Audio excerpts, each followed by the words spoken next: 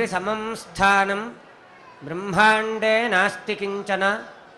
वेङ्कटेशसमो देवः न भूतो न भविष्यति. श्रीगुरुभ्यो नमः. பரம பவித்திரமான பாரத பூமி, அதுலேயும் ரொம்ப உத்கிருஷ்டமான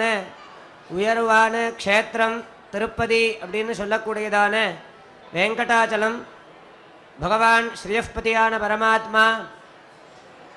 ஸ்ரீனிவாசனாக இங்கே திவ்ய சாநித்தியத்தோடு இருந்துட்டு அண்ட சராச்சரங்களில் இருக்கக்கூடியதான சகல ஜீவராசிகளையும் அனுகிரகம் பண்ணிட்டு நித்தியவாசம் பண்ணிட்டு இருக்கார். இந்த க்ஷேத்திரத்தில் இன்றைய தினம் நாம் எல்லாரும் வேதபாராயணம் பண்ணுறதுக்காக கூடியிருக்கோம். இந்த காலமானது ரொம்ப உயர்வான காலமாக இருக்குது. இன்றைய தினம் பெரிய புண்ணிய காலம். அமாவாஸ்யாத்து சோமேன சப்தமி பானுநாசக சதுர்த்தி பூமிபுத்திரேண புதவாரேண சாஷ்டமி சதஸ்ரஸ்திதயஸ்வேதாக சூரியகிரகண சந்நிபாக அப்படின்னு தர்மசாஸ்திரம் நம்மளுக்கு சொல்லிக் கொடுக்கறது. சூரிய கிரகணம் அப்படிங்கிறது எல்லாருக்கும் தெரியும். பெரிய புண்ணிய காலம், புண்ணிய காலத்துக்குள்ளேயே இருக்க ரொம்ப பெரிய புண்ணிய காலம் கிரகண புண்ணிய காலம். அதுலேயும் சூரிய கிரகணம் ரொம்ப உயர்வானது. அதில் பண்ணக்கூடியதான தர்ம காரியங்களுக்கு 1000 மடங்கு பலன் அதிகம் அப்படின்னு நிறைய நம்ம கேள்விப்பட்டிருப்போம். ஆனால் அந்த சூரிய கிரகணம் நிறைய நேரம் நம்மளுக்கு கிடைக்காது. 1 மணி நேரம், அரை மணி நேரம், இந்த மாதிரி தான் கிரகண புண்ணிய காலம் நம்மளுக்கு கிடைக்கும். அதுக்குள்ளே நம்ம பண்ணக்கூடிய தர்மங்கள் தான் நிறைய பலனை கொடுக்கறது அப்படிங்கிறதெல்லாம் நம்மளுக்கு தெரியறது. ஆனால் இந்த புதவாரத்தோடு சேர்ந்ததான அஷ்டமி, புதன்கிழமை சௌமியவாசனம், இது அஷ்டமி திதியோட கூடினா இதுக்கு புதாஷ்டமின்னு பேர். இது சூரிய கிரகணத்துக்கு துல்லியமான புண்ணிய காலமாக சாஸ்திரங்கள் சொல்கிறது. இன்றைய தினம் புதாஷ்டமி மகா புண்ணிய காலம். வெங்கடாச்சல க்ஷேத்திரம், ஸ்ரீனிவாசனுடைய சந்நிதி. வேத வித்வான்கள்லாம் 10 வருஷங்கள் 12 வருஷம் வேதாத்தியனம் பண்ணிவிட்டு பகவத் கைங்கரியமாக லோகக்ஷேமார்த்தமாக பல நியமங்களோடு கூடியிருந்து வேதபாராயணங்கள் பண்ணிண்டு லோகோபகாரமாக வாழ்ந்துருக்கக்கூடியதான மகா தபஸ்விகள், ஆச்சாரசீலால் முனி துல்லியாலாக இருக்கக்கூடியதான வித்வான்கள்லாம் இங்கே வந்திருந்து வேதபாராயணம் பண்ணுறா. இன்றைய தினம் 2வது காண்டம் கிருஷ்ணயஜுர்வேதத்தில் தைத்திரிய சம்ஹிதை 2வது காண்டம் கிரமபாராயணம் ஆரம்பிக்கிறோம். அனைவரும் பகவானை பிரார்த்தனை பண்ணிண்டு இந்த வேத மந்திரங்களை சிரவணம் பண்ணிண்டு சகல க்ஷேமங்களையும் அடையணும். 2வது காண்டமே ஆரம்பமே காமிய இஷ்டிகள் தான். காமிய பசுக்கள் அப்புறம் காமிய இஷ்டிகள்லாம் நிறைய சொல்கிறது. இதில் என்னென்ன காமனைகள்லாம் தேவையோ அத்தனை காமனைக்கும் யாகங்கள் விதிக்கப்படுறது, அதனுடைய மகத்துவங்கள்லாம் சொல்லப்படுறது. அப்பேற்பட்ட மகா மந்திரங்கள் இப்போ பாராயணம் பண்ணுறோம். எல்லாரும் சிரவணம் பண்ணி ஸ்ரீனிவாசனுடைய அனுகிரகத்தை அடையணும் அப்படின்னு பிரார்த்தனை பண்ணுறோம். சர்வத்ர கோவிந்தநாம சங்கீர்த்தனம் கோவிந்தா கோவிந்தா. ஓம் ஸ்ரீ குருப்யோ நமः. ஓம் கணாநாஹம் த்வா கணபதிம் கணபதிகும் ஹவாமஹே गणपतिमिति गणपतिं हवामहे कविं कविं कवीनामुपमश्रवस्तमम् उपमश्रवस्तममित्युपमश्रवः तमम् ज्येष्ठराजं ब्रह्मणाम् ज्येष्ठराजमिति ज्येष्ठराजं ब्रह्मणां ब्रह्मणः ब्रह्मणस्पते पद आनः न शृण्वन् शृण्वन्नोतिभिः ओतिभिः सीद ओतिभिर्द्योतिभिः सीदसादनं सादनमि साधनमिति साधनम् ॐ श्रीमहागणपतये नमः वायव्यग्श्वेतम् श्वेतमा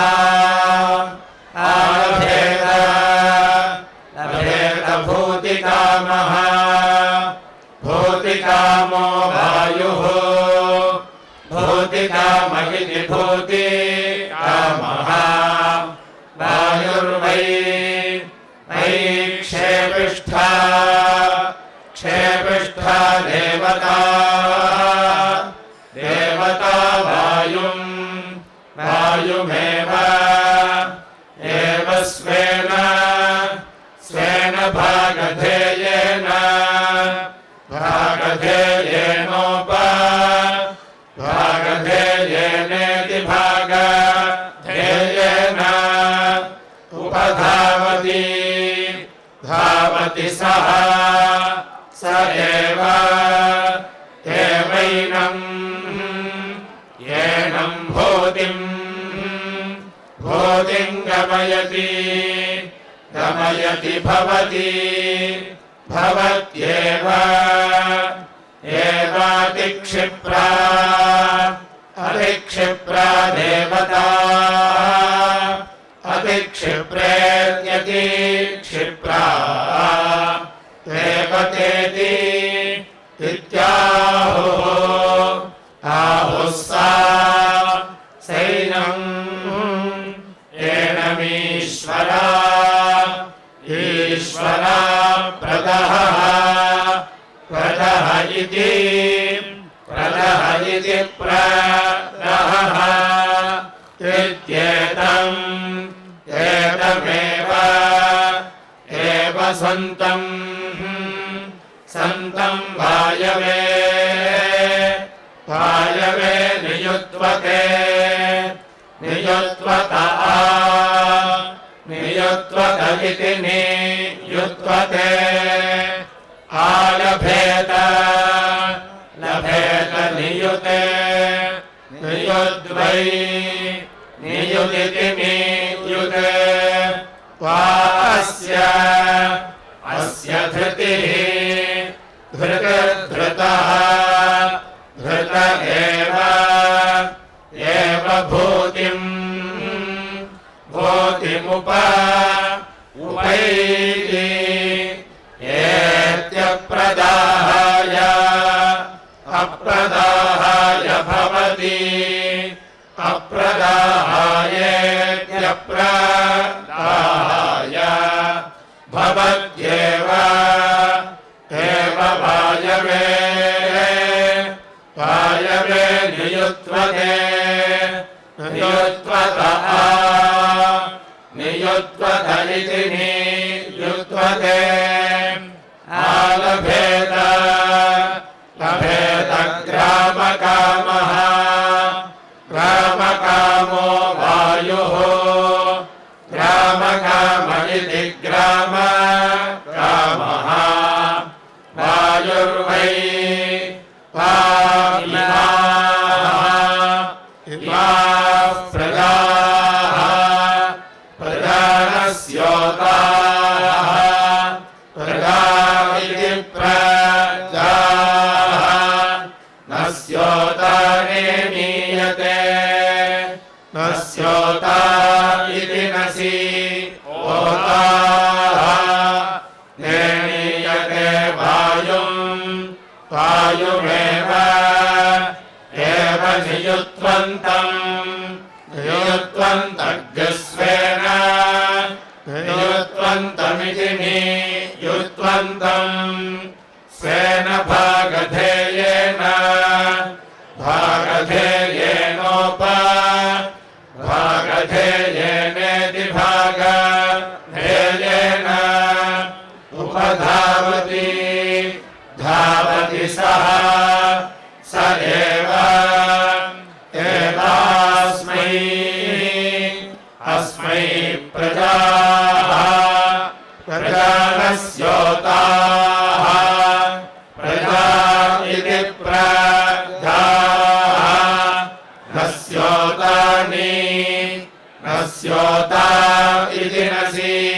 ओताः नियच्छति यच्छति ग्रामी ग्राम्येव एव भवति भवति नियुत्वते नियुत्वते भवति नियुत्वत इति नियुत्वते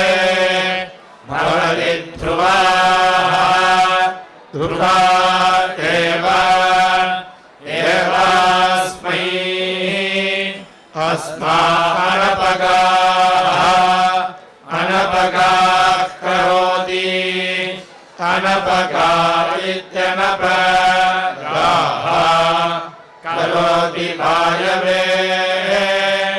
वायवे नियुत्वते नियुत्वत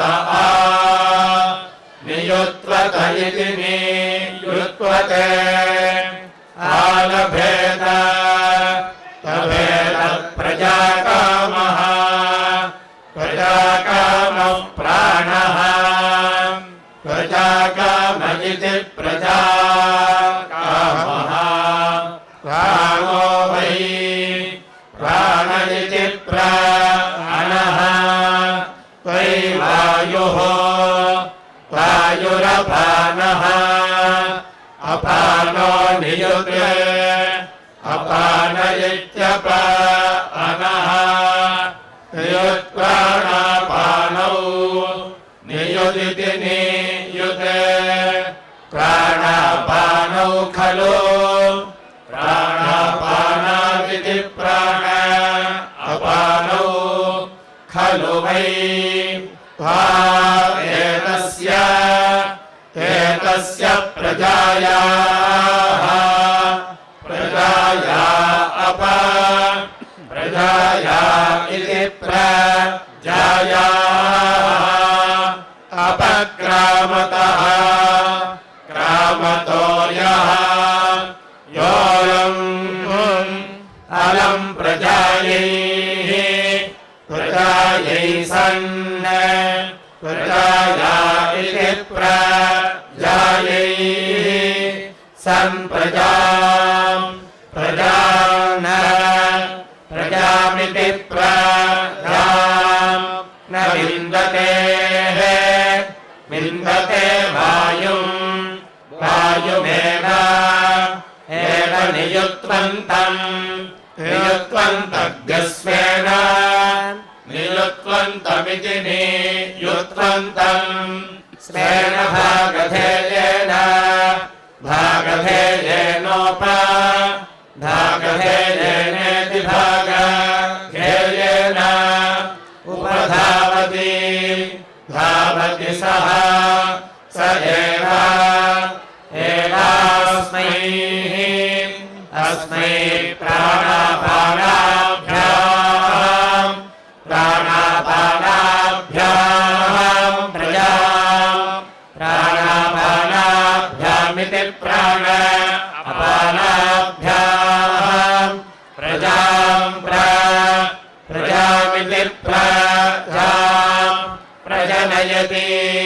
जनयति विन्दते विन्दते प्रजाम् प्रजाम् वायवे प्रजामिति प्रजाम् वायवे नियुत्वते नियुत्वत नियुत्वत इति नियुत्वते आलभेद लभेदद्योगामयावी योगामयावी प्राणः योगामयावी दिद्योगे आमयावी प्राणो वै प्राण इति प्राणः वै वायुः वायुरपानः अपानो नियुते अपान इत्यपानः नियुत्प्राणापानौ नियुदिति नियुते प्राणापानौ खलु प्राणापानामिति प्राण अपानौ खलु वै एतस्मादप अपक्रामतः क्रामतो यस्य यस्य ज्योग योगामयति आमयति वायुम् वायुमेव एव नियुत्वन्तम् नियुत्वन्तव्यस्तेन नियुत्वन्तमिति नियुत्वन्तम् स्वेन भागधेयेन भागधेयेनेति भागधेयेन उपधावति धावति सः स एवास्मिन् अस्मिन् प्राणापानौ दधाति प्राणापानाविति प्राणापानौ दधात्युत उत यदीतासुः इतासुर्भवति इतासुरितीतासुः भवति जीवति जीवत्येव एव प्रजापतिः प्रजापतिर्वै प्रजापतिरिति प्रजापतिः इदमेकः एक आसीत् सः सोऽकामयत अकामयत प्रजाः पशून् प्रजा इति प्रजाः पशून् सृजेयेति इति सः स आत्मनो वपामुते उदक्षिदते अक्षिदत्तामग्नौ प्रागृह्णात् अगृह्णात्ततः ततोजः अजस्तु परः तु परः समभवत् अभवत्तम् तद्विस्वायैः स्वायै देवताया अलभत ततः ततो वै स प्रजाः पशून् प्रजा इति प्रजाः पशूनसृजत असृजत यः प्रजाकामः पशुकामः प्रजाकाम इति प्रजाकामः पशुकामः स्यात् पशुकाम इति पशुकामः स्यात् स एतम् प्राजापत्यमिति प्राजापत्यम् अजन्तो परमा आलभेत प्रजापतिमेव प्रजापतिमिति प्रजापतिम् एव स्वेन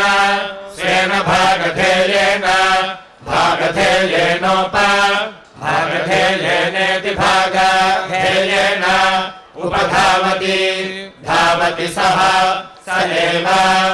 एवास्मै प्रजाम् पशून्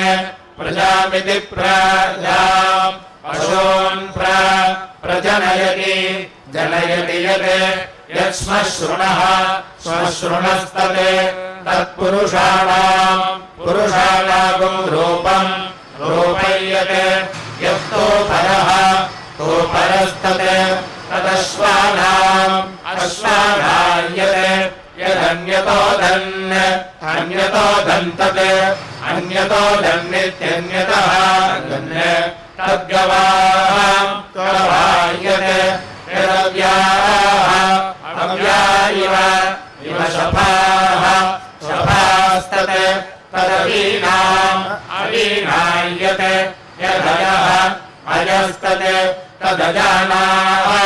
अजानामेतावन्तः एतावन्तो वै ग्राम्याः पशवस्तान् रूपेणैव एवाव अवरुन्धे सोमापौष्णम् त्रैतम् सोमापौष्णमिति सोमापौष्णम् त्रैतमा आलभेत पशुकामः पशुकामो द्वौ पशुकाम इति पशुकामः द्वौ वै वा अजायैस्तनौ नानाः नानैव एव द्वौ द्वावभि अभिजायेते जायेते ऊर्जम् जायेते इति जायेते ऊर्जम् पुष्टिम् पुष्टिम् तृतीयः सोमापूषणौ सोमापूषणादेव सोमापूषणामिति सोमापूषणौ एव स्वेन स्वेन भागधेयेन भागधेयेनेति भागधेयेन उपधावति धावति तौ तादेव एवास्मै अस्मै पशून् प्रजनयतः जनयतः सोमः सोमो वै रेतोधाः रेतोधाः पूषा रेतोधा इति रेतः धाः पूषा पशूनाम् प्रजनयिता सोमः प्रजनयितेति प्रजनयिता सोमदेव अस्मै रेतः रेतो दधाति पूषा पशून् प्रजनयति जनयत्यौदुम्बरः औदुम्बरो यूपो भवति ऊर्ग्वै वा उदुम्बरः उदुम्बर ऊर्पशवः पशव ऊर्जैव एवास्मै अस्मा ऊर्जम् पशूनव अवरुन्धे रुन्ध इति रुन्धे प्रजापतिरिति प्रजापतिः प्रजा इति प्रजाः असृजतताः अस्मात् सृष्टाः पराचीरायन् आयन्ताः वरुणमगच्छन्ताः अनु अन्वैन् ऐताः ताः पुनरयाचतताः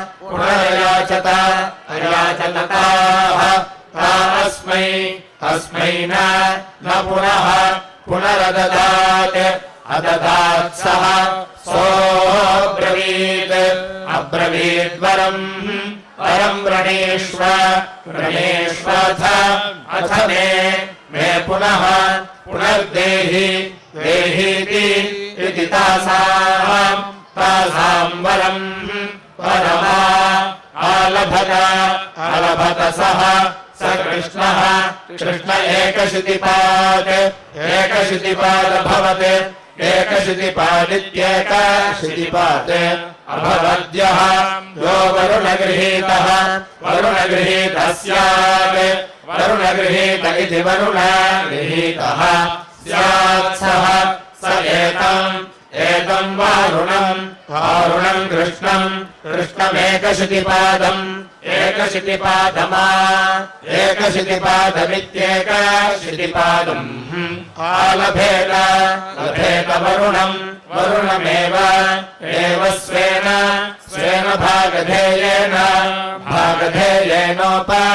भागधेयेनेति भागधेयेन उपधावति धावति सः स एवैनम्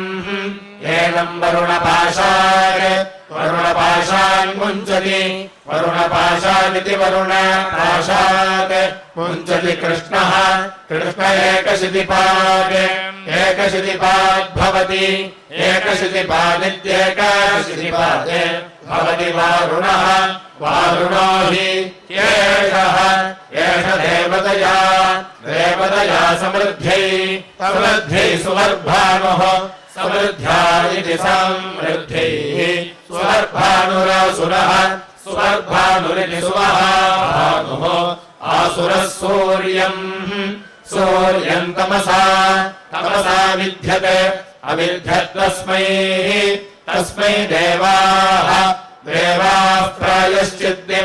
प्रायश्चित्तिमैच्छन् तस्य यत्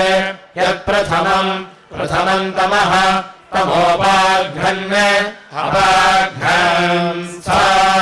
अपाघ्रन्नित्यपाघ्रन् सा कृष्णा कृष्णाभिः अविरभवत् अभवद्यत् यद्वितीयम् द्वितीयपुंसा सा फल्गुनी फल्गुनी यत् यत्तृतीयम् तृतीयपुंसा सा बलक्षी बलक्षी यत् यदध्यस्थात् अध्यस्थादपाकृन्तन्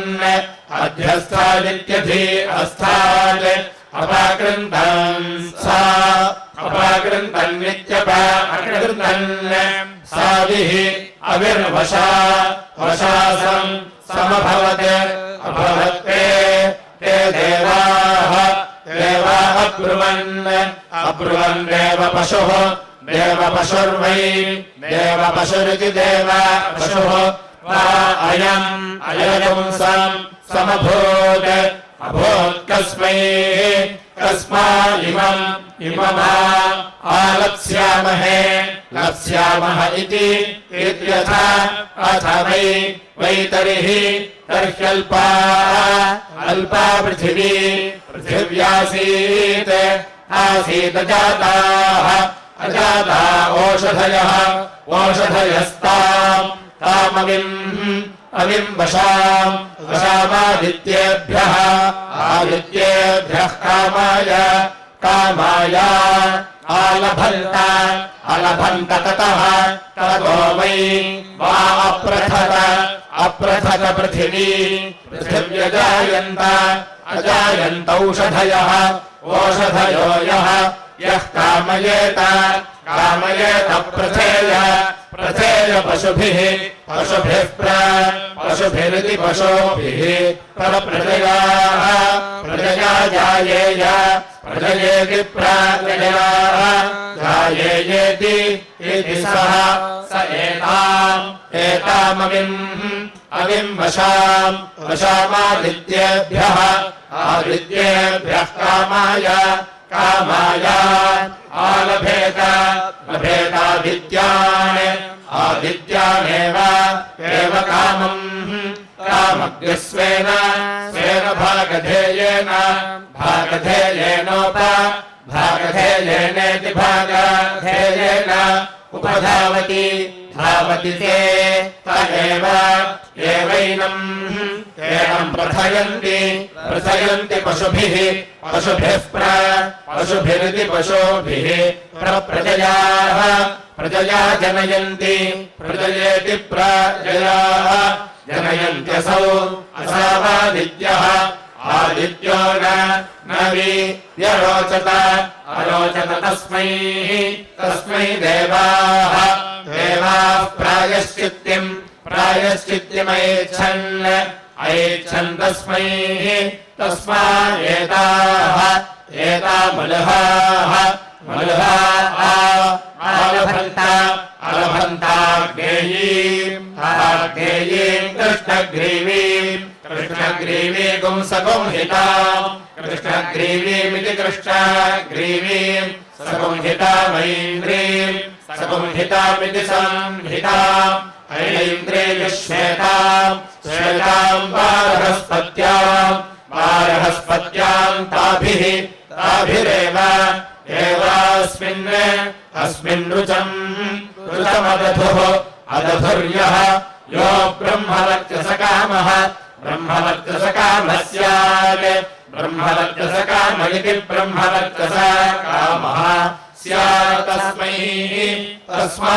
एता मलहाः लभेताग्नेयीम् कृष्णग्रीवी गुंसगुंहिताम् कृष्णग्रीवीमिति कृष्णग्रीवीम् सगुंहितामैन्द्रीम् सगुंहितामिति संहिताम् ऐन्द्रियश्वेताम् बारहस्पत्यामेताः एता एव देवताः स्वेन भागधेयेन भागधेयेनेति भागधेयेन उपधावति धावति ताः अस्मिन् ब्रह्मवर्चसम् दधति ब्रह्मवर्चसमिति ब्रह्मवर्चसम् दधति ब्रह्मवर्चसी ब्रह्मवर्चस्येव ब्रह्मवर्चसीति ब्रह्मवर्चसी एव भवति वसन्ताः प्रातः आग्नेयीम् कृष्णग्रीवीमिति कृष्णग्रीवीम् आलभेत ग्रीष्मे मध्यम् दिने सगुंहिता ऐन्द्रीमिति संहिता ऐन्द्रीगुं शरद्यपराह्ने अपराह्न इत्यपराह्ने श्वेताम् बारहस्पत्याम् त्रीणि वै वा आदित्यस्य तेजागुंसि वसन्ताः प्रातः ग्रीष्मे मध्यम् दिने शरद्यपराह्ने यावन्ति अपराह्न इत्यपराह्ने यावन्त्येव तेजागुंसि तान्येव अवरुन्धे संवत्सरम् पर्यालभ्यन्ते संवत्सरमिति संवत्सरम् पर्यालभ्यन्ते संवत्सरः पर्यालभ्यन्त इति आलभ्यन्ते संवत्सरो वै संवत्सर इति संवत्सरः वै ब्रह्मवर्चसस्य प्रदाता ब्रह्मवर्चसस्येति ब्रह्मवर्चसस्य प्रदाता संवत्सरः प्रदातेति प्रदाता संवत्सर एव संवत्सर इति संवत्सरः अस्मै ब्रह्मवर्चसमिति ब्रह्मवर्चसम् प्रयच्छति ब्रह्मवर्चसी ब्रह्मवर्चस्येव ब्रह्मवर्चसीति ब्रह्मवर्चसी एव भवति गर्भिणयो भवन्ति इन्द्रियम् वै गर्भः गर्भ इन्द्रियमेव अस्मिन् दधति सारस्वतीम् मेषीमा आलभेत लभेतयः ईश्वरो वाचो वदितोः सन्वाचम् वाचन्न न वदेद्वाग्वै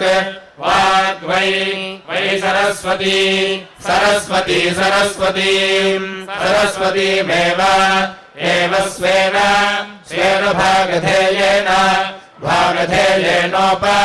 भागधेयेनेति भागधेयेन उपधावति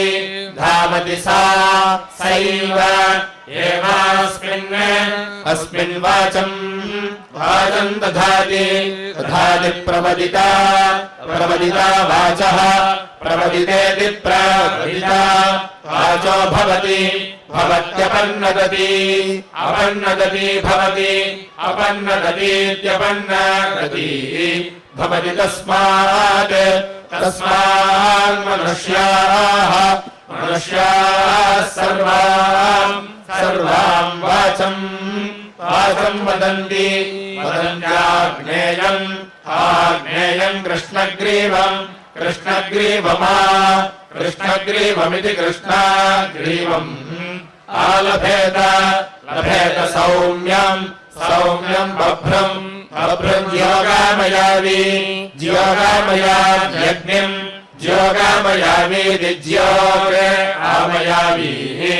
अग्निम् वै वा एतस्य शरीरम् गच्छति सोमकुं रसः रसो यस्य योगामयति आमयत्यग्नेः अग्नेरेव एवास्य अस्य शरीरम् निष्क्रीणाति सोमात् निष्क्रीणातीति क्रीणाति सोमाद्रसम् रसमुत यदीतासुः इतासुर्भवति इतासुरिदीत असुः भवति जीवत्येव सौम्यम् बभ्रुमा आग्नेयम् कृष्णग्रीवम् प्रजाकामः कृष्णग्रीवमिति कृष्णग्रीवम् प्रजाकामः सोमः प्रजाकाम इति प्रजाकामः सोमो वै रेतोधाः रेतोधा अग्निः रेतोधा इति रेतः धाः अग्निः प्रजानाम् प्रजनयिता प्रजानामिति प्रजानाम् प्रजनयिता सोमः प्रजनयितेति प्रजनयिता सोम एवास्मै रेतः रेतो दधाति दधात्यग्निः अग्निः प्रजामिति प्रजाम् जनयति विन्दते प्रजाम् प्रजामिति प्रजाम् कृष्णग्रीवमिति कृष्णग्रीवम् लभेत सौम्यम् बभ्रुम् यः यो ब्राह्मणो विद्यामनोच्येत्यनोच्य न विरोचेत यत् विरोचेतेति विरोचेत यदाग्नेयः आग्नेयो भवति तेजः तेज एवास्मिन् तेन दधाति यत् सौम्यो ब्रह्मवर्चसम् तेन ब्रह्मवर्चसमिति ब्रह्मवर्चसम् तेन कृष्णग्रीवः आग्नेयः कृष्णग्रीव इति कृष्णग्रीवः आग्नेयो भवति तम अस्मादपहन्ति श्वेतः श्वेतो भवति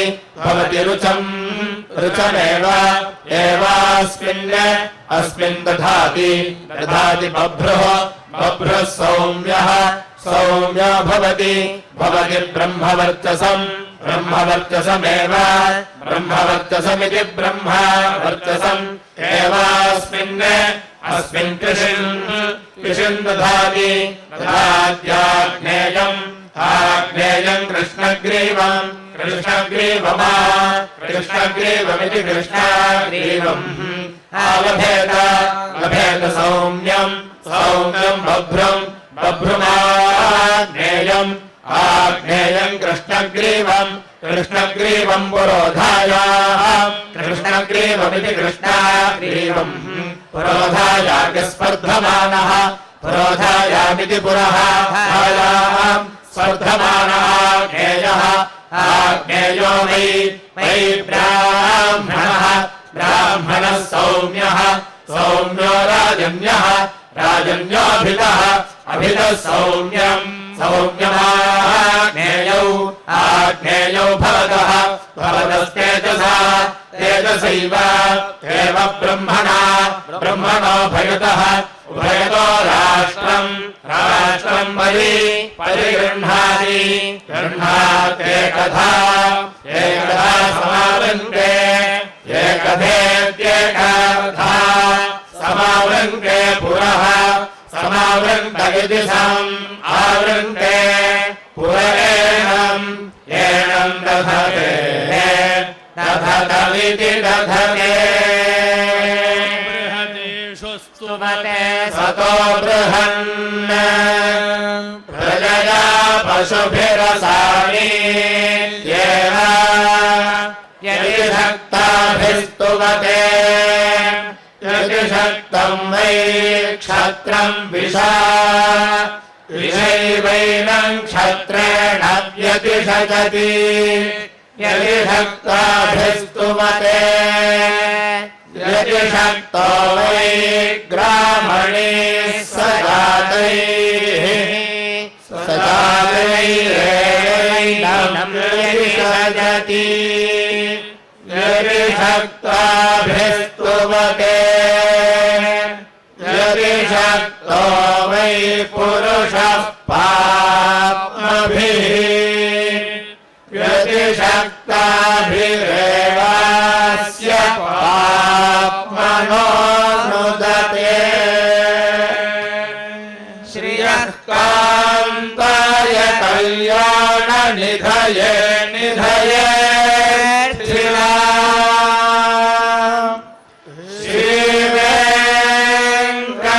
श्रीवेङ्कटनिवासाय श्रीनिवासाय मङ्गलम् हरिः